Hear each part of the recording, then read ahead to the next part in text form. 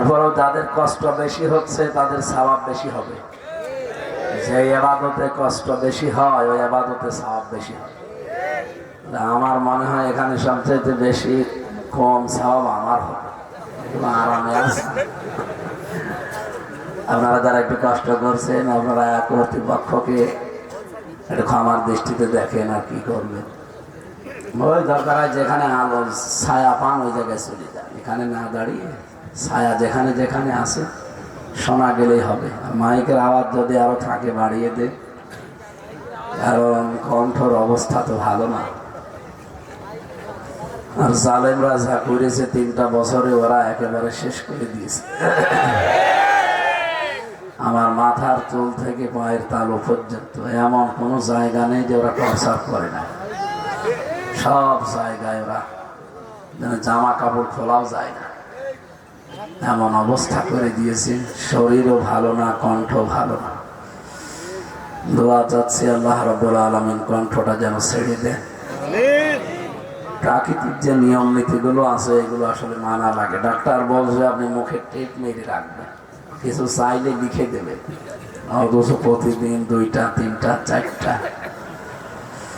দিনের জন্য ইসলামের জন্য এখন এগুলো করা লাগছে। আল্লাহ রাব্বুল আলামিন আমার কণ্ঠটা শরীরটা যেন ওই আগের অবস্থায় ফিরিয়ে দেন।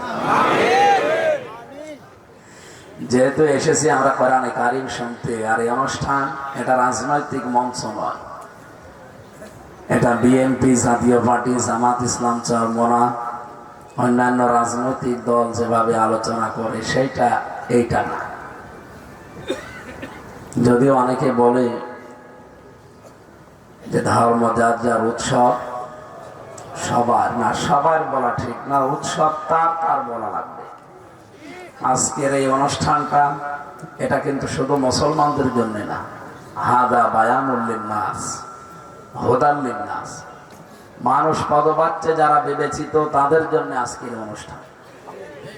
সুতরাং এখানে অন্য ধর্মের যদি কেউ এসে থাকেন আপনাকে ওয়েলকাম জানাচ্ছি। এই অনুষ্ঠান যদিও মুসলমানরা সাজিয়েছে কিন্তু সবার জন্য কোরআন উন্মুক্ত। এই যে লিন্নাস, লাম শব্দটা আরবি গ্রামারে 13টা অর্থে আসে। এর অন্যতম একটা অর্থ হচ্ছে লাম ব্যবহার করা হয় জীবিত মানুষদের জন্য। দুঃখজনক হলেও সত্য, আমরা এই 15.5 বছরে কোরআনে কারীম জীবিত মানুষদেরকে শোনাতে বহু ব্যাগ পেয়েছি। 14-15 জায়গায় অনুমতির ব্যবস্থা করে রেখেছিল। ওরা জাতে মাতাল হলেও তাহলে ঠিক ছিল। 96% মুসলমান তো একবারে বলতে পারে না যে না কোরআন চলতে দেব না, তাহলে হবে সমস্যা হয়ে দাঁড়াবে। এখানে কায়দা করেছিল যে কোরআন যেন মানুষ শুনতে না পারে।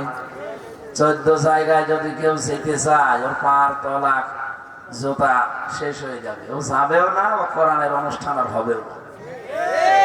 আরো যাদের কাছে অনুমতি নেওয়ার ব্যবস্থা ছিল ওগুলো কি মানুষের ভেতরে পড়ে? এক জালেমা তো জালেমা, ওর সাথে যারা ছিল এই 1628টা চেয়ারে, এই সবগুলো জালেমের দোষ। এখানে সংস্কার যখন চলছে আমরা আহ্বান জানাবো যারা দায়িত্বে আছেন, শুধু ওনাকে না, ওনার সাথে যারা এই 15.5 বছরে জুলুম করেছে এবং জুলুমের সহযোগী ছিল সবাইকে অন্তত আইনের আওতায় আনা হবে। আর একজনও যেন চেয়ারে থাকতে না পারে। এই 1628টা চেয়ার থেকে এদেরকে নামিয়ে দিন। এই 15.5 বছরে বৈষম্যের শিকার যারা ছিল তাদেরকে নিয়ে সেখানে বসান। এই কথা বলো না কেন? অনেক মানুষ এই 15.5 বছরে তারা চেয়ার থেকে উপরের চেয়ারে উঠতে পারে না, এমন মানুষ ছিল না? আমরা চাই তাদেরকে নিয়ে আসেন। প্রত্যেকটা দিক বিভাগে এমন মানুষ আছে। প্রশাসনে বহু মানুষ নিজের চেয়ার থেকে 2 চেয়ার উপরে উঠতে পারে না, কারণ তাদের দলীয় পরিচয় ছিল না। এখানে যাদের দলীয় পরিচয় নিয়ে এই মিথ্যা বিভ্রান্ত ভাবে মানুষদেরকে উপরে তুলে দিয়েছেন একটার পর একটা, আমার মনে হয় এগুলো এই জালেমাকে টিকিয়ে রাখতে সবচাইতে বেশি ভূমিকা পাবে। এদেরকে বিদায় করে দিয়ে ছাত্র সমাজ এবং জনতার যে রক্তের যে 9টা দফা তারা দিয়েছিল, এটা ইয়ার্কি করার জন্য দেয়নি। গুরুত্বপূর্ণ এই দফাগুলো এখন সামনে বাস্তবায়ন করা আমার মনে হয় তাদের রক্তের দাবি হয়ে দাঁড়িয়েছে। আর যেহেতু সংস্কার চলছে, কতদিন সময় নেবেন? খুব তাড়াতাড়ি করে। এই 15.5 বছরে যাদেরকে মিথ্যা মামলা দিয়ে আটক করে রাখা হয়েছিল, যেহেতু সরকার অবৈধ ছিল, মামলা অবৈধ, এখানে এটিএম আজহারুল ইসলামের মামলা, এটা অবৈধ মামলা। আমরা চাই ওনাকে খুব দ্রুত তাড়াতাড়ি মুক্তি দেওয়া হোক। লুৎফুজ্জামান বাবর যদি মুক্তি পায়, একই মামলার আসামি তারা, তিনিও মার্ডার মামলার আসামি, ইনিও মার্ডার মামলা দিয়েছেন। সে যদি বের হতে পারে 17 বছর পর, এটিএম আজহারুলকেও ছাড়া লাগবে। কথা বলে না কেন? বিশ্বনবী একটা নিরপরাধ মানুষকে ছাড়াতে 1399 জন মানুষকে শপথ বাক্য পাঠ করিয়েছিলেন হুদায়বিয়ার সন্ধির দিন। আল্লাহ এত বেশি খুশি হয়েছেন, সূরা ফাতিহার 18 নম্বর আয়াতটাই নাযিল করে দিয়েছেন, লাকাদ রাদিয়াল্লাহু আনিল মুমিনিন ইয ইউবাইউনাকা তাহতা আশ-শাজারাতি ফাআলিমা মা ফি কুলুবিহিম ফাআনজালাস সাকিনাতা আলাইহিম ওয়া আসাবাহুম ফাতহান করিবা। আল্লাহ রাব্বুল আলামিন বলেন, যখন নবীজি শপথ বাক্য পাঠ করাচ্ছিল ওই বাবলা গাছের নিচে, আমি আল্লাহ তখন জিবরাইলকে বললাম, লাকাদ, অবশ্যই, রাদিয়াল্লাহু, আমি আল্লাহ রাজি হয়ে গেছি, না রাজি হব। এটা মাজি, অতীতের শব্দ, পাস্ট। আল্লাহ পাক বলেন, আমি রাজি হয়ে গেছি অলরেডি। কাদের উপরে? এই বাবলা গাছের নিচে যারা আপনার হাতের উপরে হাত দিয়ে শপথ বাক্য পাঠ করছে, ইয়াদুল্লাহি ফাওকা আইদিহিম, এরা তো আপনার হাতের উপরে হাত দিয়ে হাত দিয়েছে সরাসরি আমি আল্লাহর হাতের উপরে। সুতরাং এই শপথের উপরে যেহেতু আমি আল্লাহ রাজি হয়ে গেছি, 1399 জন হাত দিয়েছে, কিন্তু এখনো তো একজন হাত দেয়নি। কে? হযরত ওসমান। ওনাকে কাফেররা আটক করে ঘোষণা দিয়েছে, কতিলা উসমান ইবনে আফফান, ওকে মেরে ফেলেছি। নবীজি বলেন, বিনা অপরাধে একটা মানুষ মেরে ফেলবে মানে? এই হত্যার প্রতিশোধ না নিয়ে কেউ মদিনায় ফেরত যাব না। দরকার হয় 1399 জন জীবন দেব, দাও আমার হাতের উপরে হাত দাও। প্রত্যেকেই যখন হাত দিচ্ছিল, আল্লাহ 3টা জিনিস তাদেরকে দিয়েছিলেন, ফাআলিমা মা ফি কুলুবিহিম, আল্লাহ বলেন, আমি তাদের অন্তরের খবর জেনেছি। আমি জানলাম যে না, তারা মন থেকে এই কাজ করার জন্য উদ্বুদ্ধ হয়ে এখন হাতে হাত দিয়েছে। ফাআনজালাস সাকিনাতা আলাইহিম, তাদের উপরে আমার প্রশান্তি আমি নাযিল করলাম। ওয়া আসাবাহুম ফাতহান করিবা, এবং একটা প্রসন্ন এবং নিকটবর্তী একটা বিজয়ের সুসংবাদ তাদেরকে দিলাম। এই আয়াতে আমি যত তাফসীর পড়েছি, প্রায় 42টার উপরে আমি মিলিয়েছি। মুফাসসিরুন কিরাম সব একমত, নিরপরাধ কোন মানুষের পক্ষে যদি কেউ দাঁড়ায়, আল্লাহ পাক তাকে নিজে সাহায্য করেন আর খুশির সুসংবাদ দেন। বিশ্বনবী নিজে তখন বাম হাতটা তুলে ধরলেন ওদের উপরে। সাহাবীরা বলে, হুজুরে হাত কিসের? নবীজি বলেন, আজকের এই ময়দানে 2টা ফরজ বিধান আমরা অলরেডি বাদ দিয়ে দিয়েছি, একটা হজ আর একটা রোজা। ইহরামের কাপড় খুলে ফেলতে বললাম যে সাধারণ কাপড় পরো, আমি নবী কিন্তু জানি ইহরামের কাপড় খুলে ফেললে আর হজ হবে না, না হোক পরে করে নেব। রমজান মাস চলছে, রোজা ভেঙে ফেলো, পরে করে নেব। বাংলার মুসলমানেরা বলেন তো, নবীজি মাত্র একটা নিরপরাধ মানুষের পক্ষে দাঁড়াতে গিয়ে বিধান ভাঙলেন কয়টা? আর জোরে, একটা রোজা আর একটা হজ, বলে পরে করে নেব, আগে এই নিরপরাধ মানুষের হত্যার বিচার না করে বাড়ি যাব না। জিবরাইল এসে যখন বলে, হে নবী, আপনি কি টের পেয়েছেন এই 1399 জনের মনের খবর? বলেন, না, আমি তো মনের খবর জানি না। বলেন, আল্লাহ জেনেছেন যে এদের মনে যা আছে উপরে তাই আছে। এরা মুখে আজকে যা বলছে, ভেতরে এদের তাই আছে। এরা আপনার হাতের উপরে এই সিদ্ধান্ত নিয়ে হাত দিয়েছে যে হয় মরব, না উসমানের প্রতিশোধ নেব। আল্লাহ এত বেশি খুশি হয়ে গেছেন এদের মনের উপরে, ফাআনজালাস সাকিনাতা আলাইহিম, তাদের উপরে আমার আল্লাহ নিজে সাকিনা, রহমত, বরকত, সবচাইতে বড় বিষয় প্রশান্তি আল্লাহ নাযিল করে দিয়েছেন অলরেডি। আল্লাহ দেবে তা না, আনসালা এটা মাসি, এটা অতীতের শব্দ। যখনই মানুষ এরকম সিদ্ধান্তে আসতে পারে আল্লাহ তখনই তাদের উপরে আগেই রাজি হয়ে যায়, কারণ মনের খবর জানে কে? আল্লাহ 3 নাম্বার পুরস্কার ঘোষণা দিয়েছেন, ওয়া আসাবাহুম ফাতহান করিবা। আল্লাহ পাক কিন্তু আসা বাঁকা দিতে পারতেন, হে নবী আপনাকে আমি দিলাম, না আসা বাহুম দিয়েছেন, এটা বহু বচন, এটা জমির। কিয়ামত পর্যন্ত যদি নিরপরাধ মানুষের পক্ষে কেউ দাঁড়াতে পারে, আমি আল্লাহ 3 নাম্বার পুরস্কার তাদেরকে দেব, আসন্ন সুপ্রসন্ন নিকটবর্তী বিজয় দিয়ে দেব। যেহেতু এটি আজহারুল ইসলাম রাজনৈতিক মামলার শিকার, এটা যদিও রাজনৈতিক মঞ্চ না, কিন্তু তিনি একজন নিরপরাধ মানুষ, আমরা জানি, আমি নিজে ছিলাম তার সাথে। একটা হিংসার বশবর্তী হয়ে আপনি তার জীবনটা নষ্ট করে দিতে পারেন না। এই নিকৃষ্ট মহিলার হিংসার বশবর্তী যারাই হয়েছে, আপনি দেখেন তাদের জীবন তছনছ হয়ে গেছে। খালেদা তার হিংসার শিকার ছিল, খালেদার জীবনটা তছনছ করে দিয়েছে। একটা মিথ্যা মামলা দিয়ে তার জীবনটা শেষ করে দিয়েছে। এই কথা বলে না কেন? এক কাপড়ে তাকে বাড়ি থেকে 40 বছরের ব্যবহার করা বাড়ি থেকে এক কাপড়ে বের করে দিয়েছে। ম্যাডামের খালেদা জিয়ার ওই দিনের কান্না তামাম দুনিয়া কেঁদেছে, কিন্তু ওই মহিলা কাঁদে নাই, আনন্দ করেছে। এই জন্য আমার মনে হয় 15.5 বছরে যাদেরই মিথ্যা মামলা দেওয়া আছে, আগস্টের 5 তারিখের পরে তাদেরকে একদিনই ছেড়ে দেওয়ার দরকার ছিল। কোন কারণে রাখবেন? সরকার অবৈধ, উনি যখন পড়ে গেছে মামলা অবৈধ। এই কারণে আমার মামলা তুলেছিলাম 5 তারিখের পর। 3 বছরে যে মামলা জীবনে জামিনই দেয়নি, 5 তারিখের পরে তুলতে দেরি। আদালত বলছে কি দেখে বিচার করবো, এর ভেতরে কোনো মাল নেই, যান একেবারে খারিজ করি। আমি বলতে গেলাম যে মাননীয় আদালত, 3 বছরতে মামলাটা আপনার হাতেই ছিল, তখন তো বলেননি যে কোনো মাল নেই। আজকে হঠাৎ করে বলছেন কোনো মাল নেই, কি দেখে বিচার করবো? এই কথাই আমার শুনিয়েছে যে হুজুর আমার হাত বাঁধা ছিল, কি ছিল? আমার হাত বাঁধা ছিল, আমার কিছু করার নেই। এখন আমার হাত খোলা আছে, আমি ন্যায় বিচার করতে পারছি। এই যে অ্যাডভোকেট জাহাঙ্গীর আলম বসে আছে, এরকম বহু উকিল দাঁড় করিয়েছিলাম। 3 বছরে কমপক্ষে একবার আমার মামলা যখন উঠতো, প্রায় 25 জন 30 জন করে এরকম অ্যাডভোকেট দাঁড়াইতো, কিছুই হয়নি, কারণ সব কিছু ওনার হাতে।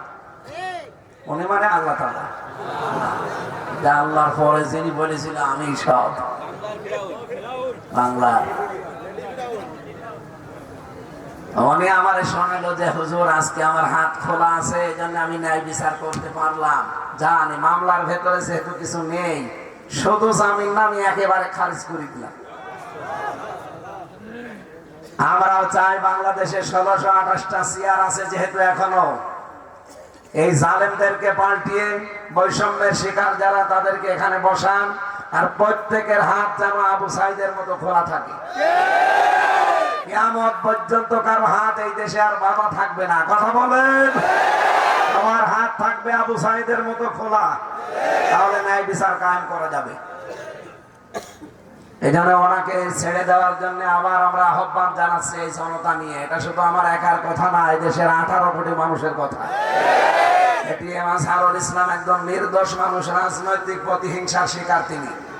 উনি যদি জামাত ইসলাম না করতেন, যদি আওয়ামী লীগ করতেন, আজকে উনি মন্ত্রী থাকতেন। আপনি যান রংপুরে তার এলাকায়, আমার মনে হয় পেটের ভেতর থেকেও তার ভক্ত হয়ে আসে, এমনও মানুষ আছে। এত জনপ্রিয় তার এলাকা রংপুরে, বদরগঞ্জে। হিংসার বশবর্তী হয়ে ওয়ালা ইয়াজরিমান্নাকুম শানাআনু কওমিন, কোরআনে 2 বার আল্লাহ আয়াতটা দিয়েছেন সূরা মায়েদায়। সাবধান, রাগ করে হিংসা করে কোন ব্যক্তি, কোন গোষ্ঠী, কোন জাতি, কোন দল, কোন ধর্ম, তাদেরকে একেবারে নিশ্চিহ্ন করে দিও না। যতটুকু অত্যাচার করেছে অতটুকু করো। আমরা এর আগে যারা ছিলাম দায়িত্বে, যা করেছিলাম এই 15 বছরে তার চাইতে আপনি 100 গুণ ছাড়িয়ে গেছি। এই জন্য আমরা এখন রাজনৈতিক হিংসার বশবর্তী হয়ে কারো উপর অত্যাচার করবো না। যতটুকু যে করেছে ততটুকু করলেও আর টিকবে না। আপনি কালকে ব্যারিস্টার আরমানের টক শো দেখেছেন, উপস্থাপিকা থেকে শুরু করে 3 জন বসেছিল, অঝোর নয়নে 3 জন কাঁদছিল। তার যে বর্ণনা আমি শুনলাম, আমিও রিমান্ডে ছিলাম, আমিও আয়না ঘরে 10 দিন ছিলাম মাটির নিচে, কিন্তু আমি মিনিটায় ছিলাম আর ওনারে ডিপটায় রেখেছিল। এত কড়াকড়ি করে ওরা, ওদের আচরণ এত খারাপ। ব্যারিস্টার আরমান বলছিল যেদিন স্বাধীন হয়ে গেছে আমি জানি না, ওই দিন রাতের বেলা আগস্টের 5 তারিখে রাত 12টার সময় 4 জন কালো মুখোশ পরা লোক এসে আমার বলছে রেডি হন। আমি তখন নামাজে ছিলাম, নামাজ শেষ করলাম, বলছে চলে। কোথায়? আমি তো আর জানি না যে বাইরে সব স্বাধীন হয়ে গেছে। ওরা আমার গাড়িতে তুলে নিয়ে আমার পিঠের উপরে 2 জন বসলো। গাড়ির সিট পড়ে আছে, সিটে বসে না, বসে যে আমার পিঠের উপর। সারা রাত গাড়ি চালিয়ে চালিয়ে কোথা তো কোথায় ঘুরিয়ে আমার এক জায়গায় নিয়ে এসে বলছে লাথি দিয়ে আমার গাড়ি থেকে দিল ফেলে। শুধু ফেলে দেয়নি, দিয়ে যাওয়ার সময় বলছে যা করলাম কাউকে কিছু বলবা না।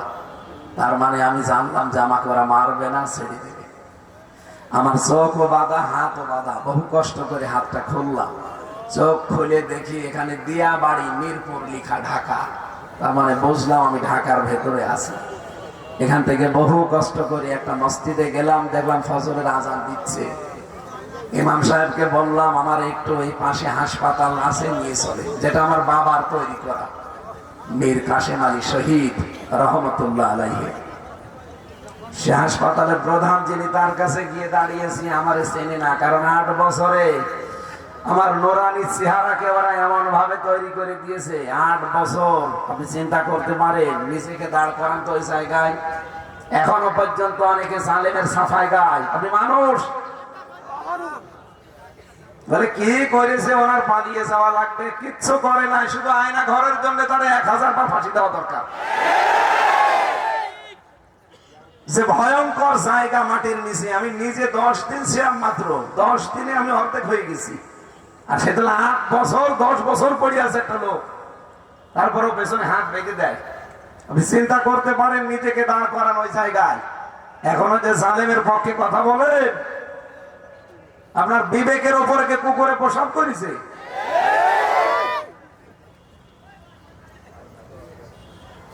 ওখান থেকে আমি হাসপাতালে পরিচয় দিলাম যে আমি ব্যারিস্টার আরমান। কিসের আরমান?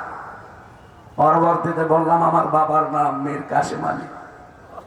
আমার বাড়িতে খবর দিল, বাড়ি থেকে যারা এসেছিল আমার কেউ চেনে নাই, শুধু আমার মা আর আমার স্ত্রী 2 জন আমাকে চিনে ফেলেছে।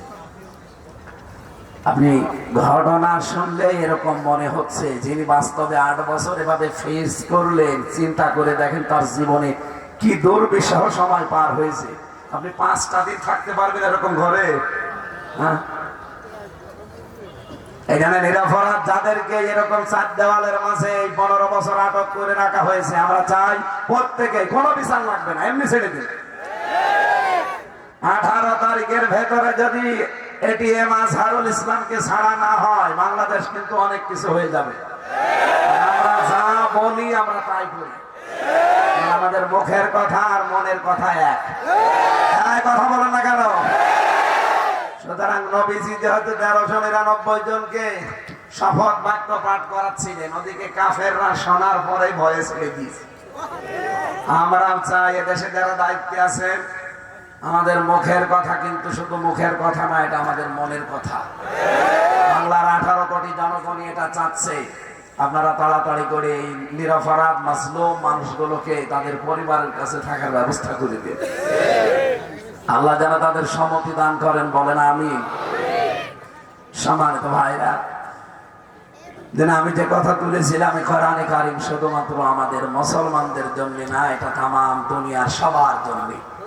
আমাদের ধর্মে শুধু বাড়াবাড়ি নেই, জোর জবরদস্তি নেই, এই জন্য আমরা কিছু বলি না।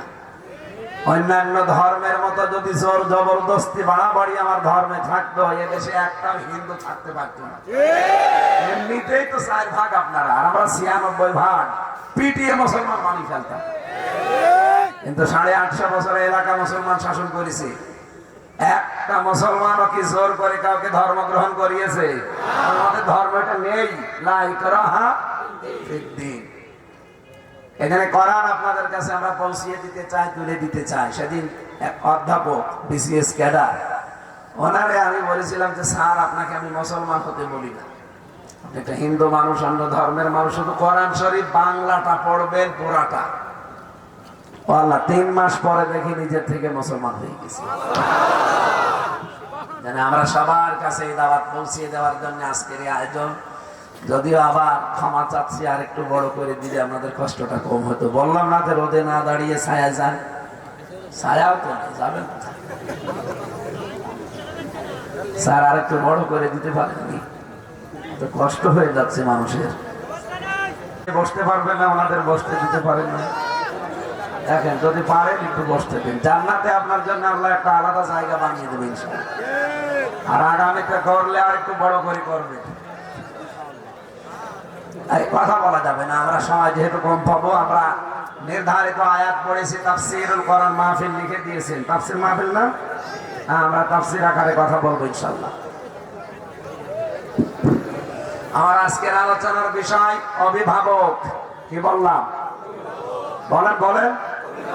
সামনে যেহেতু একটা সময় আসতেছে, এই দেশটাকে আমরা এমন এমন অভিভাবকের হাতে তুলে দিতে চাই, আগামীতে যেন আমরা চর্মচোখে অন্তত দেখতে পাই যে আল্লাহর কোরআন দিয়ে 56,000 বর্গ মাইল চলছে। এটার জন্য অভিভাবক লাগবে না? বলেন। অন্তত 300 অভিভাবকের ভেতরে 151 জন অভিভাবক যেন এই কোরআন বুকে নিয়ে সংসদে দিতে পারে। এটা যদি কারো কাছে রাজনীতি মনে হয়, হ্যাঁ, এটাই আমার রাজনীতি। কারণ আমি অভিভাবক কোরআন থেকে পেয়েছি। সূরা মায়েদার 55 নম্বর আয়াত। কাদেরকে অভিভাবক বানানো লাগবে, বন্ধু বানানো লাগবে, কাদেরকে দায়িত্বশীল বানানো লাগবে, এই নির্দেশ আমার আল্লাহ। আমি আপনার মতো পাতি নেতার কথা শুনতে পারি না। বলেন। আমরা দেখবো আল্লাহর আয়াত আজকে কি জানায়। কোরআনে কোনো মিথ্যা সংশয়। সুতরাং 100 ভাগ আমরা যেহেতু কোরআন বিশ্বাস করি, আজকে যা কোরআন বলবে যদি আমার জীবনের সাথে না মেলে আমি মিলাবো। এই কথা বলে না কেন? আমি সব বাদ দিয়ে রাসূলের উপরে দরুদ আর সালাম পাঠ করার মাধ্যমে আরম্ভ করছি। যেহেতু আপনারা মাওলানা জাহাঙ্গীর আলম তো অনেক ভালো আলোচক, কথা তো শুনেছি এর আগে। আমার এমনি কণ্ঠ বসা, আর আমি ওনার ছোট ভাই। আমি দোয়া চাচ্ছি এই আয়াত থেকে মূল কথাগুলো অল্প সময়ে যেন ডেলিভারি দিতে পারি। শয়তান যদি আশপাশে থাকে, অন্তত যেন দূরে চলে যায়। বলেন, আউযু বিল্লাহি মিনাশ শাইতানির রাজিম। মাইকটা। বিসমিল্লাহির রহমানির রহিম। ইন্নামা ওয়ালিয়্যুকুমুল্লাহু ওয়া রাসূলুহু ওয়াল্লাযীনা আমানু। এ পর্যন্ত থাক। সূরা মায়েদা আয়াত নাম্বার 55। কোন সূরা বললাম? মায়েদা মানে দস্তরখানা। মায়েদা মানে কি? তাম দুনিয়াকে আল্লাহ দস্তরখানার সাথে তুলনা দিয়েছেন। পৃথিবীটা কি বলেন তো? দস্তরখানা। বিভিন্ন রকমের খাবার আল্লাহ ছড়িয়ে ছিটিয়ে রেখেছে। দস্তরখানায় মানুষ কি খায়? বলেন। এই আমলটা আজকে থেকে জারি করা লাগবে। নবীজি বলেন, দস্তরখানায় পড়ে যাওয়া খাবার যদি কেউ তুলে খায়, জান্নাতের যে হুরের সাথে তার বিয়ে হবে, এই দেনমোহর সে আদায় করে ফেলেছে। আপনি জান্নাত পাবেন কিনা সে গ্যারান্টি নেই, অথচ এই আমলটার কারণে আপনি জান্নাতের হুরের দেনমোহর আদায় করছেন। সুতরাং এই আমলটা এখন থেকে করা যাবে না? ইনশাআল্লাহ এটা আমল করা লাগবে। 120টার উপরে এখানে আয়াত পেয়েছি আমরা। মাত্র একটা আয়াতের তাফসীর আমরা এখন থেকে করছি। আমার আলোচনার বিষয় কি বলেছি মনে আছে তো? অভিভাবক। এই শব্দটা বলতে আল্লাহ আরম্ভ করেছেন ইন্নামা। এই পরে চেহারা সুন্দর হলে পরে দেখায় না, এদিকে তাকাবেন, পরে দেখাবেন ভাই। আল্লাহ রাব্বুল আলামিন বলেন ইন্নামা, এই যে মা ইন্নার সাথে যদি যোগ হয় আরবি গ্রামার, এটা বাংলা অর্থ দাঁড়ায় একমাত্র, কেবলমাত্র, শুধুমাত্র। কথা বুঝতেছে? আল্লাহ যদি শুধু ইন্না দিত তাহলে কিন্তু আমি এত গুরুত্ব দিতাম না। আল্লাহ মা লাগিয়ে দিয়েছে। যারা বালাগাত মানতে পড়তে পারে পড়ায়, এই শব্দটা যে কত গুরুত্বপূর্ণ কোরআনে কারিমে যেখানেই আছে। ইন্না মা, আমাদের নবী কিসের তৈরি এটা বোঝাতে গিয়ে আল্লাহ ইন্না মা দিয়েছে। কুল ইন্না মা আনা বাশারুম মিসলুকুম, নবী আপনি বলেন আমি তোমাদের মতোই মানুষ। হ্যাঁ, পার্থক্য কি? ইউহা ইলাইয়া, আমার প্রতি ওহী আসে, তোমাদের প্রতি আসে, এই পার্থক্য। মানুষ যেহেতু মাটি দিয়ে তৈরি, মাটির নির্যাস দিয়ে তৈরি, বিশ্বনবীকে আল্লাহ এখান থেকেই বানিয়েছেন। যারা নূরের তৈরি এ সমস্ত কথা বলে বিভ্রান্ত করে, দল বিদলে মানুষকে বিভক্ত করেন, সূরা মায়েদার 15 নম্বর 16 নম্বর আয়াতটা তাফসীর আকারে একটু ভালো করে পড়ে।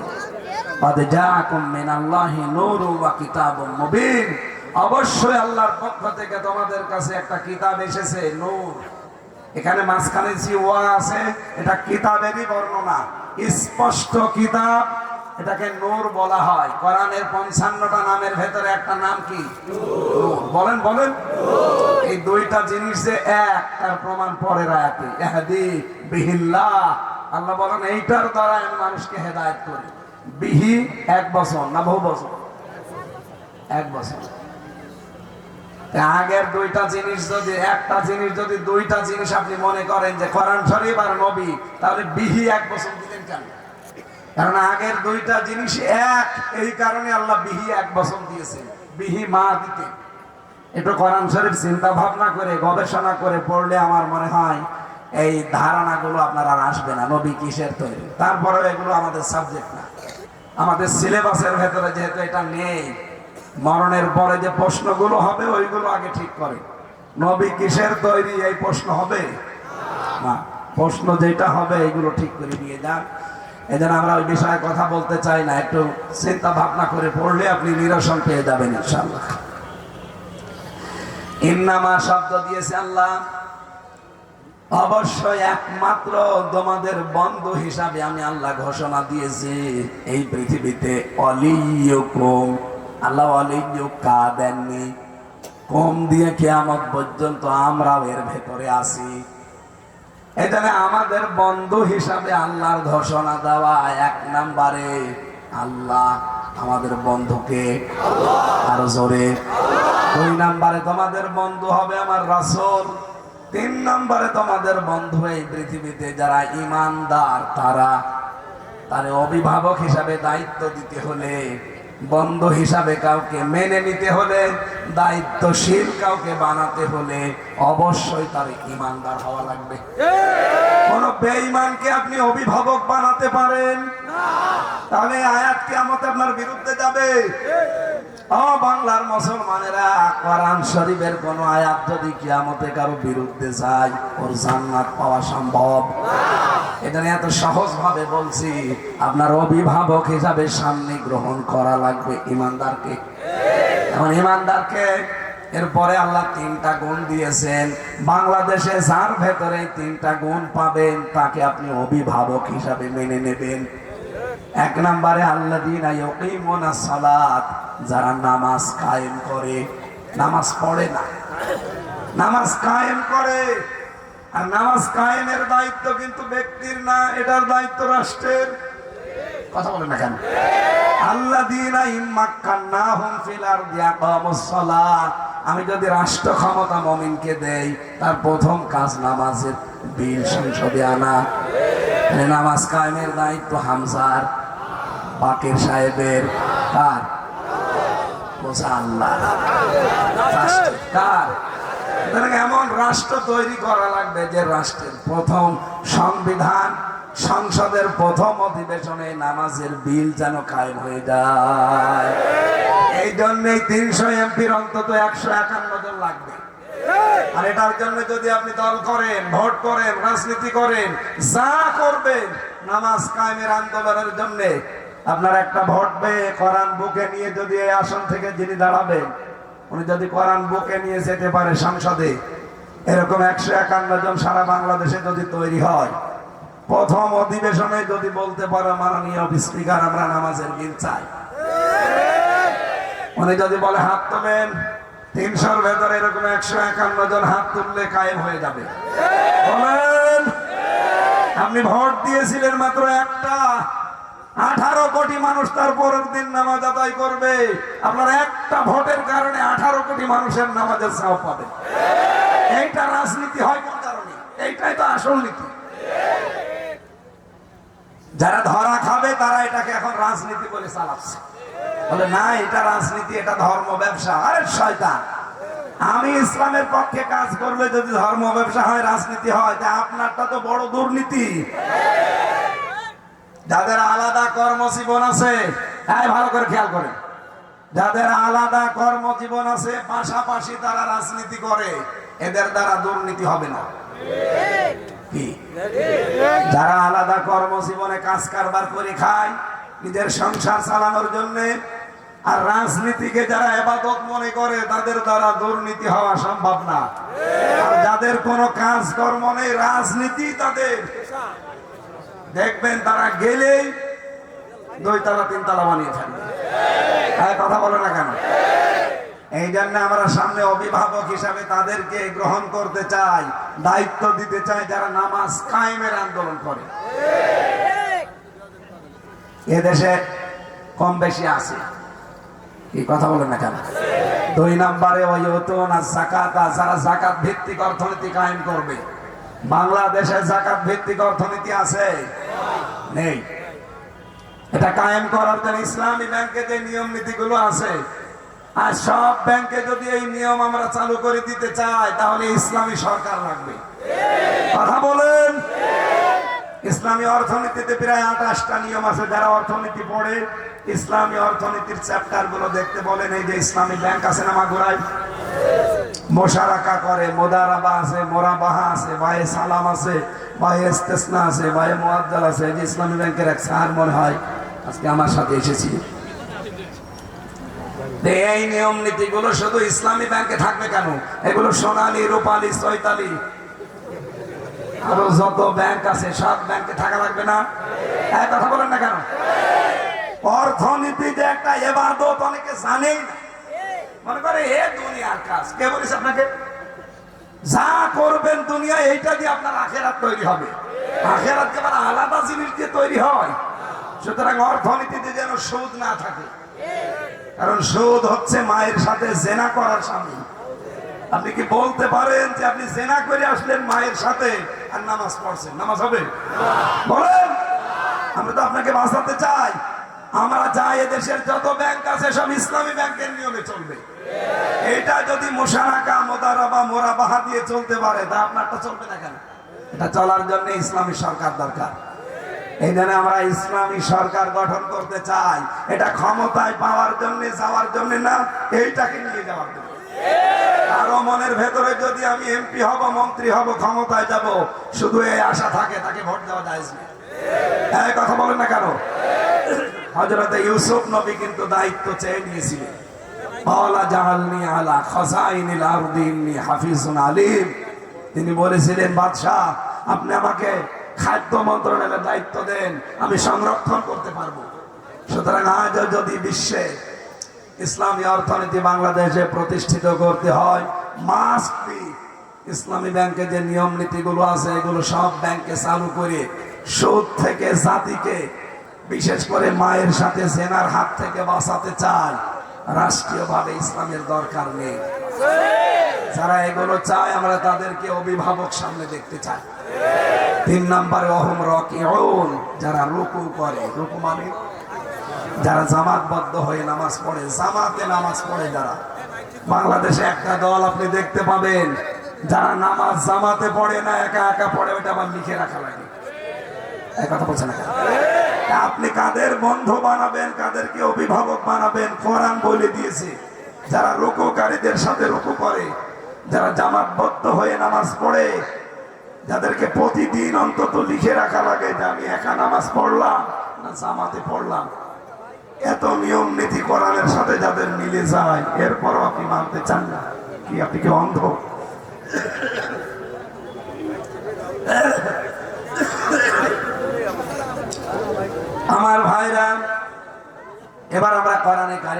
মূল তাফসিরে প্রবেশ করছি। 1 নম্বরে বন্ধু হিসাবে পেয়েছি কাকে? আরো জোরে। 2 নম্বরে রাসূলুল্লাহকে। 3 নম্বরে ইমানদারকে আপনি বন্ধু হিসাবে মেনে নেবেন, অভিভাবক হিসাবে, কিন্তু 3টা গুণ তাদের ভেতরে থাকা লাগবে। তারা নামাজ কায়েমের আন্দোলন করবে, যাকাত ভিত্তিক অর্থনীতি কায়েম করার চেষ্টা করবে, আর জামাতবদ্ধ হয়ে নামাজ আদায় করে যারা, এই 3টা গুণে গুণান্বিত মানুষ।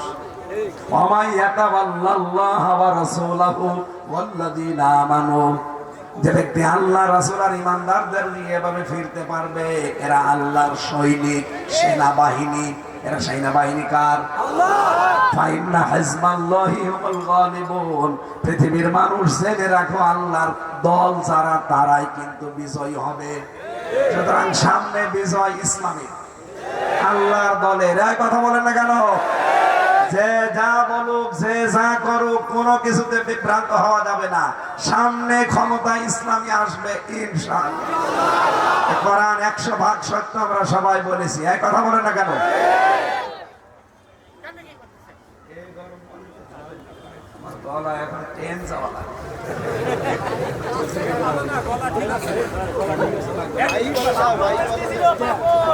কথা বোঝা যাচ্ছে কি বলছি? 1 নম্বরে বন্ধুকে জবান খুলে বলেন। আল্লাহ কাদেরকে বন্ধু হিসাবে মেনে নিতে চান? এই পৃথিবীতে বহু মানুষ এখন আমরা আছি, প্রায় 4,500 ধর্মের মানুষ আমরা বাস করি। 257টা রাষ্ট্র দুনিয়ায়। কয়টা? 257টা রাষ্ট্র চলছে এই পৃথিবীতে। 4,500 ধর্ম পালন করছে মানুষেরা, তার ভেতরে আমরা একটা। কোনটা? ইসলাম। বলেন বলেন। এই 4,500 ধর্মের মানুষ 810 কোটি, এদের ভেতরে মাত্র 175 কোটি আমরা মুসলিম। এই মানুষগুলোকে আমার আল্লাহ বলেন, আমি নিজে তাদেরকে বন্ধু হিসাবে গ্রহণ করেছি। আল্লাহু ওয়ালিয়ুল্লাযীনা আমানু। সূরা বাকারা 3 নম্বর পারার 2 নম্বর পৃষ্ঠার 1ম নম্বর লাইনে 257 নম্বর আয়াতের প্রথম অংশে আছে। এটা তাফসীর ফি জিলালিল কোরআন সাইয়্যিদ কুতুব রাহমাতুল্লাহ আলাইহি লিখেছেন।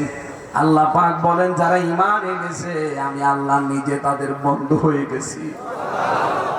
ওরা যেমন আমাকে অভিভাবক মনে করে, আমি আল্লাহ নিজে তাদেরকে বন্ধু হিসাবে মেনে নিয়েছি। যেহেতু আমি আল্লাহ তাদের বন্ধু, আমার একটা দায়িত্ব এসেছে তাদের উপরে। তারা আমাকে দায়িত্ব দিয়েছে, আমি আল্লাহ এবার দায়িত্ব পালন করব।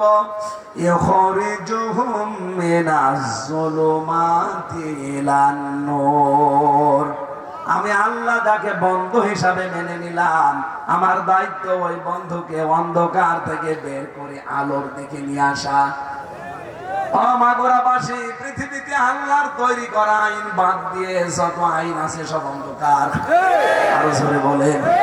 সুতরাং আল্লাহ আপনাকে বন্ধু হিসাবে গ্রহণ করেছে কিনা আপনি তখন বুঝবেন, যখন দেখবেন মানুষের তৈরি করা আইন কানুন বাদ দিয়ে আল্লাহর পাঠানো আইন প্রতিষ্ঠার জন্য আপনি কাজ করছেন। এখন আপনি নিজেই বলেন তো, আপনি কি আল্লাহর বন্ধু হতে পেরেছেন? আপনাকে তো মনে হচ্ছে এখন আল্লাহ অন্ধকার থেকে বের করে আনেনি। আপনি আন্দাজে ঈমানের দাবি করলে হবে? পৃথিবীতে ঈমান কেউ যদি আনতে চায়, তার আগে আরেকটা কাজ আল্লাহ আয়াতের আগে দিয়েছেন। 256 নম্বর আয়াত মাঝের অংশে আছে, ফামাই ইয়াকফুরু বিত-তাগুত ওয়া ইউমিন বিল্লাহ। কেউ যদি ঈমান আনতে চায়, আল্লাহর বন্ধু হতে চায়, তাকে তাগুত ছেড়ে দেওয়া লাগবে। কি ছাড়া লাগবে? বলেন বলেন। ফাকাদ ইসতামসাকা বিল উরওয়াতিল ওয়াসতা। কারণ তাগুত ছেড়ে দিয়ে ঈমান আনলে ওই ঈমান কখনো ছিঁড়ে যায় না, নষ্ট হয় না, ধ্বংস হয় না। এই বাংলাদেশে যারা তাগুত ছেড়ে দিয়ে ঈমানের দাবি করে, আপনি বলেন তাদের ঈমান ছেড়ে গেছে, ছিঁড়ে গেছে, নষ্ট হয়েছে? হয়। কিন্তু তাগুত ছেড়ে না দিয়ে যারা ঈমানের দাবি করেছে, 5 তারিখের পরে অনেকের ঈমান অলরেডি নিভে গেছে। ডক্টর শফিকুল ইসলাম মাসুদ এবং দেলাওয়ার হোসেন, এই 2 মানুষকে 56-57 দিন রিমান্ডে নিয়েছিল জালেমরা। আমার রিমান্ডে যারা ছিল দায়িত্বে ওনাদেরও ছিল একই অফিসার। আমার এসে বলতো দেলাওয়ারকে আমরা ফুটবলের মতো পিটিয়েছি, ফুটবল যেভাবে লাথি দেয় 4-5 জন ওইভাবে লাথ দিয়েছি, তার গরম করে ওর লজ্জাস্থানে ঢুকিয়েছি। পুরুষাঙ্গ নষ্ট হয়ে গিয়েছিল, পরবর্তীতে চিকিৎসা করে আল্লাহ আবার ফেরত দিয়েছে। এই যে এরকম একটা চেয়ারে বসিয়ে দেয়, আমাকে নিজে নিয়েছিল ওই জায়গায়। এখন আপনি আয়না ঘর আবিষ্কার হওয়ার পরে ইলেকট্রিক শর্ট দেওয়া চেয়ার দেখতে পান। আর আমার এই যে চেয়ারে নিয়েছিল দেলাওয়ার ভাইকে যেটাই বসিয়েছিল ওটা কিন্তু এই চেয়ার না, এটা ঘোড়া চেয়ার। ওরা এইভাবে বসিয়ে দেয়, নিয়েছে ক্লিপ দিয়ে হাত আর পা আটকিয়ে দেয়। ওই যে পুলিশ বসে আছে, জিজ্ঞাসা করেন যে ওরা এগুলো করে।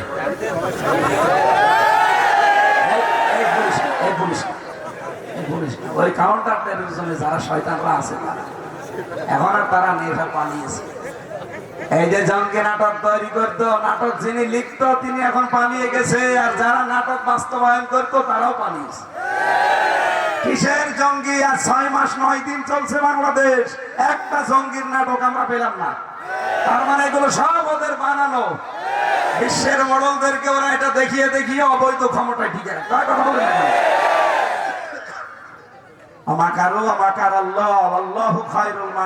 ওরা যে ষড়যন্ত্র করে আল্লাহ কৌশল করে। মোদী সাহেব গেছে চলে ট্রাম্পের কাছে, যে আমাদের দেশকে দেখাবে যেটা রঙ্গি রাষ্ট্র। ইউনূস সাহেব ঠিক ওই দিনই, মোদী যেই দিন গেছে ট্রাম্পের কাছে, ইউনূস ওই দিনই আয়না ঘর আবিষ্কার করেছে। তারা একা একা যায়নি, বিশ্বের আন্তর্জাতিক মিডিয়া গুলো নিয়ে বলছে এই দেখেন আপনি মোদী যে কি করবেন ওখানে কান পড়া দিয়ে। এদিকে আন্তর্জাতিক মিডিয়া সব জাতিসংঘ রিপোর্ট দিচ্ছে, যেই দিন ওইটা করেছে ওই দিন গেছে। কেন 6 মাস আগে গেল না? ওরে আল্লাহ ম্যাগনেট দিস।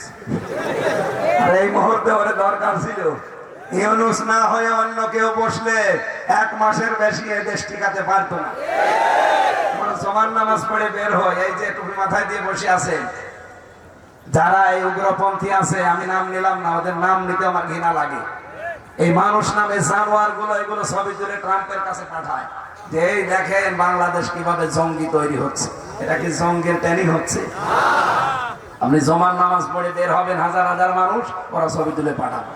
এমনি দাড়ি টুপি দেখলে ট্রাম্পের তো পাগলা মানুষ, পাগল হয়ে যায়। আরে বাবা, আল্লাহ দেখেছেন কায়দা কি করেছে, ওরা করেছে ষড়যন্ত্র, আল্লাহ করেছে কৌশল। ইউনূসকে ঠিক জায়গা মতো সেনাপ্রধান মানা করছিল যে না যাওয়া লাগবে না, আয়না ঘর যেভাবে আছে থাক। উনি বলে না, আমি আন্তর্জাতিক সব মিডিয়া নিয়ে এই পর্যন্ত এসেছি, জাতিসংঘ আজকে রিপোর্ট দেবে। গেছে মোদী, আমি জানি ওর কান পড়া দেবে। এমন জায়গায় এমন ঔষধ দিয়েছি সব চুপ হয়ে গেছে। আমার ভাইরা, আমি যে কথাটা তুলেছিলাম, এই যে এইরকম জায়গায় বসিয়ে আমার নিজের ওরা একটা মেশিন নিয়ে এসে দেখিয়েছে যে এই 5 আঙ্গুল আর পায়ের আঙ্গুলের সাথে একটা মেশিন লাগিয়ে দেয়। আমার হাত আর পা তো ক্লিপ দিয়ে আটকানো, এই গলাটা ওরা তারের সাথে বেঁধে দেয়, আপনি নড়াচড়া পারবেন না। ওই মেশিনটা শুধু হাতের কাছে পায়ের কাছে এভাবে টিপ দেবে, একবারে এই নখগুলো একবারে খুঁটি চলে আসবে। আমার আগে একজনকে রিমান্ডে নিয়ে এভাবে তুলছিল, আর আমারে বলছে আপনার তোলা হবে। একবার টিপ দিলে যেতে একবারে সব নখগুলো চলে আসে। আরে নখ চলে আসলে ছেড়ে দিলে তো হয়, ফিনকি দিয়ে রক্ত বের হয়, তখন লবণ ছিটিয়ে দেয়। এই যে চেয়ারে বসে আছে, চেয়ারে মনে করছেন খুব আরামে না, একবার শুধু সুইচ টেপবে, 1 মিনিটে আপনি 120 বার ঘুরবেন। 1 মিনিট পরে মনে হবে 2-3টা দুনিয়া দেখতে পাচ্ছি। 1 মিনিটে যদি 120 বার ধরে, সেকেন্ডে কয়বার? চিন্তা করতে পারেন? আপনি একটু ঘুরে দেখেন তো 1 মিনিটে। এই মাথার ভেতরে আল্লাহ যেখানে ফ্রন্টাল লব আছে, অক্সিপিটাল লব আছে, প্যারাইটাল লব আছে, সেন্সরি কর্টেক্স আছে, মোটর কর্টেক্স আছে, ল্যাব আছে। 70,000 জিনিস দিয়ে মাথাটা সাজানো। খালি চামড়া তুলে দেন, দেখেন কি ইঞ্জিনিয়ারিং কায়দা এর ভেতরে আছে। এটা বেশি নড়াচড়া খুব বেশি করলে মগজগুলো খুব সূক্ষ্ম, এত সূক্ষ্ম সূক্ষ্ম তার দেওয়া আছে এখানে। কম্পিউটার ভিড়ালে আমি আপনাকে এখন দেখাতে পারতাম। আপনি আল্লাহকে সেজদা দিতে বাধ্য হবেন, দেবেন না মানে? আপনাকে টাইট করতে আল্লাহর কিচ্ছু লাগবে না, শুধু এই তার একটা ঢিলা করে দেবে, আপনি নিজের পায়খানা নিজে খাবেন। বুঝলেন? আপনার নিজের উপরেও তো কোনো কন্ট্রোল আপনার নেই। কে কথা বলে না কেন? সবাই হুকুম মানে কার? আপনার নিজের শরীরও আপনার হুকুম মানে না। আপনি যদি বলেন না আমার শরীর আমার কন্ট্রোলে, কে বলেছে আপনাকে? আপনার এই নাক আপনার কথা শোনে না? শোনে না। পায়খানায় বসে যদি বলেন আমি কিন্তু র্যাবের অফিসার, আমি নাক ধরতে পারবো না, গন্ধ যেন না লাগে, না নাক শুনবে? আরে বেটা তাড়াতাড়ি নাক ধর। আপনার নাক আপনার কথা শোনে না, আপনার কান আপনার কথা শোনে না। এই কথা বলেন না কেন? পৃথিবীর কোন জিনিস আপনার কথা শুনবে? আপনার শরীরই আপনার কন্ট্রোলে নেই। সবাই কথা শুনছে কার? শুধু আমরা আল্লাহর হুকুমের বাইরে। এখানে আমরা আর বাইরে থাকতে চাই না, আমরাও আসতে চাই আল্লাহর হুকুমের মধ্যে। এমন পরিবার আর সমাজ আর রাষ্ট্র তৈরি করতে চাই যেখানে থাকলে আল্লাহর বিধান মানা যায়। এই কথা বলেন না কেন? আপনি এমন পরিবার, এমন সমাজ, এমন রাষ্ট্রে থাকবেন যেখানে আপনাকে সুদ খাওয়া লাগবে না, যেখানে ঘুষ খাওয়া লাগবে না। অনেক মানুষ বলে হুজুর আমি একটু ডাল খাই, একটু বিড়ি খাই, ইসলাম যদি চলে আসে তাহলে আমার বিড়ি খাওয়ার কি হবে? আরে ভাই খেতে পারবে কি? অনেকে আফসোস করে যদি ইসলাম চলে আসে। সেদিন আমিরে জামাতকে একজন প্রশ্ন দিয়েছে, হুজুর যদি ইসলাম চলে আসে আমি একটু হালকা বিড়ি খাই তাহলে আমার এইটা কি হবে? উনি বলছে আপনি বিড়ি খেতে পারেন। আপনি এখন এই মসজিদে গেলেন, মাগোরা মসজিদে যাওয়ার পরে এখন বিড়ির নেশা, আপনি 4 দেওয়ালের মাঝে বিড়ি খেতে পারবেন? বিড়ি খেতে হলে মসজিদ থেকে বের হয়ে যাওয়া লাগবে। কথা বলে না কেন? কারণ মসজিদের পরিবেশটাই ওখানে বিড়ি খাওয়া, আরো জোরে বলেন বিড়ি খাওয়া। এটা আবার খাওয়া যায় চট্টগ্রাম, সিলেটে, কারণ ওখানকার মসজিদের ইমামও বিড়ি খায়, নিজে দেখেছি। আমাদের খুলনা, বরিশাল এই 2 বিভাগে যদি এগুলো নেই, আল্লাহ বাঁচিয়েছে, অথচ বিড়ি তৈরি হয় আমাদের খুলনা। এই যে যশোরে আকিজ গ্রুপ, কি বিড়ি তৈরি হয় এখানে না? কিন্তু আমাদের এই এলাকার মানুষের ভেতরে আল্লাহ এটা দেয়নি। চট্টগ্রামের, সিলেটের খতিব, ইমাম ওরা নিজেরা বিড়ি খেয়ে আস্তে গুলি করে আল্লাহ। এখন বলেন এই মসজিদের ভেতরে 4 দেওয়ালে যে পরিবেশটা, আপনি বিড়ির নেশা আসলে খেতে পারবেন? বাবা খেতে মনে বলছে পারবেন? খেতে চাইলে বের হয়ে যাওয়া লাগবে। কোরআনে কারিমের 500 আইন আছে, কয়টা? এটা যদি 56,000 বর্গ মাইলে কায়েম হয়ে যায়, পুরাটা দেশ হয়ে যাবে মসজিদ। আপনি তখন অন্যায় করতে আপনার মন চাবে না, কারণ মনই তো আপনার থাকবে না। আমরা ওই রকম একটা দেশ তৈরি করতে চাই যেখানে আল্লাহর বিধান সহজে মানা যায়। এই কথা বলেন না কেন? এখানে মেয়েরা থাকবে নিরাপদে সবচাইতে বেশি। 2 জন মহিলা এই 54 বছর তো কম বেশি চালিয়েছে, কিন্তু আজ পর্যন্ত এদের যৌতুক মুক্ত করতে পারে না। কথা বলেন। আমিরে জামাত ডাক্তার শফিকুর রহমান অলরেডি ঘোষণা দিয়েছেন, বাংলাদেশে যদি ইসলাম আসে সর্বপ্রথম মেয়েরা সবচেয়ে বেশি অধিকার নিয়ে বাস করতে পারবে। তখন এই যে বরযাত্রী যাওয়া মেয়ের বাড়িতে, এটা বন্ধ হয়ে যাবে।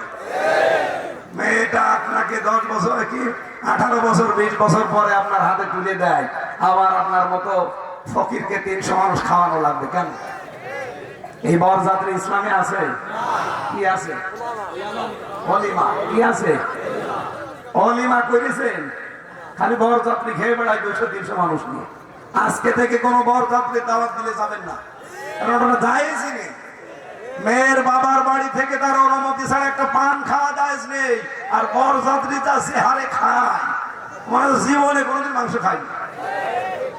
আমরা যদি খেতে চান ছেলের বাড়িতে খাবেন, অলিমা করি। এই কথা বলেন না কেন? আমি বারবার বলছি, কারণ আমার ছেলে নেই, আমার মেয়ে, আমার বাঁচা লাগবে না। না ভাই, আমি তারপরেও যেহেতু ইসলাম এটা নেই, আপনারা করবেন না। আমি একটা উদাহরণ দিয়েছিলাম, দেলাওয়ার ভাই আর মাসুদ ভাই তারা তাগুত ছেড়ে দিয়ে ইমানের দাবি করেছে, এই জন্য 56 দিন রিমান্ডে নিয়েও জালেমরা তাদেরকে এক চুল টলাতে পারেন না। বাংলাদেশে বহু পীর, বহু আলেম, বহু খতিব, বহু ইমাম তাগুতের সাথে সম্পর্ক রেখে ইমানের দাবি করতো, এই জন্য বাতাস পাল্টিয়েছে, তারা পাল্টিয়েছে, জাতীয় মসজিদের ইমাম পর্যন্ত পালিয়েছে। কথা বলেন না কেন? এই যে আমাদের পাশের জেলায় তো গোপালগঞ্জে বাড়ি, জোর করে ইমামতি নেওয়ার জন্য আবার গিয়েছিল, জনগণ জুতা দিয়ে পিটিয়েছে। পরের দিন স্ট্যাটাস দিয়েছে, জনগণ জুতা মেরেছে কিন্তু আমার গায়ে লাগে। নৌকা মার্কা নিয়ে মানুষ দাঁড়ায়। আপনার ইমান আছে? আপনি ইমামতি করছেন, কিসের ইমান আপনার? এই জন্য আল্লাহকে যদি কেউ বিশ্বাস করতে চায় তাকে তাগুত ছেড়ে দিয়ে ইমান আনা লাগবে। ওই ইমান যত ঝড় ঝাপটা আসুক লিভে যাবে না, ছেড়ে যাবে না, নষ্ট হবে না।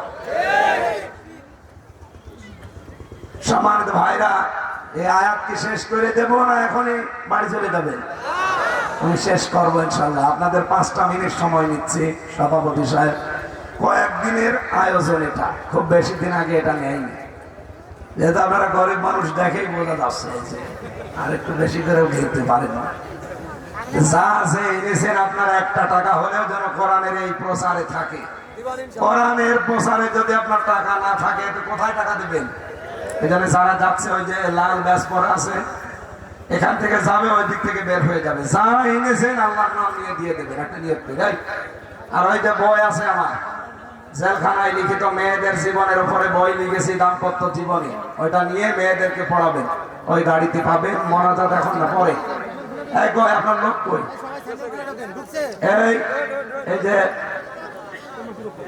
এই যে লাল ব্যাজ আর নীল ব্যাজ লাগানো আছে, এরা যাচ্ছে। একটু তাড়াতাড়ি জানতো ভাই, যে যেখানে আছে তার কাছে যাবেন, যতটুকু পারেন আপনার সামর্থ্য অনুযায়ী অবশ্যই দিয়ে যাবেন।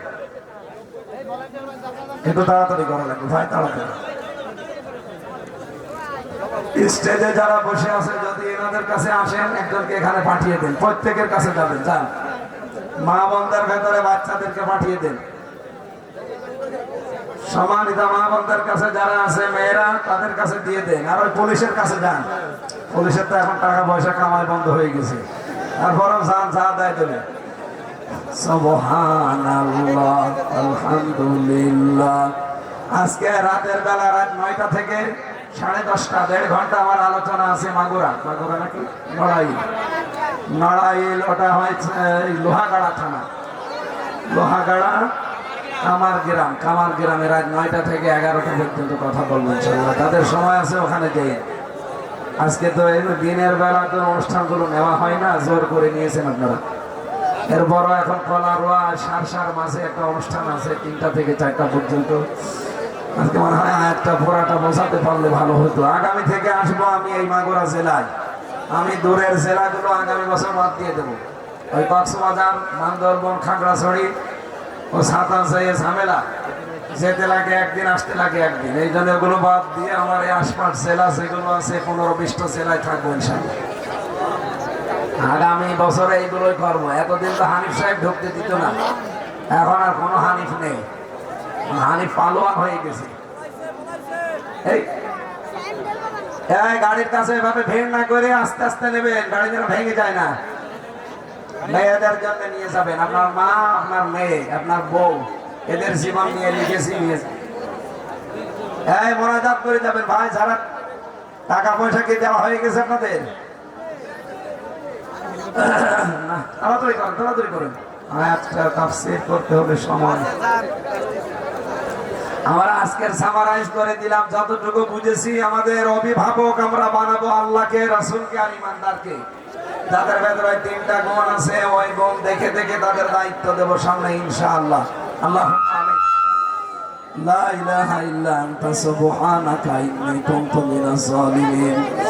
রাব্বিরহামহুমা কামা রাব্বায়ানি সাগীরা। আল্লাহ তাআলা এই মাহফিলের আয়োজন করতে গিয়ে তোমার যে বান্দারা যেভাবে শ্রম দিয়েছে, তোমার রহমত তার দিকে ওইভাবে এগিয়ে দাও।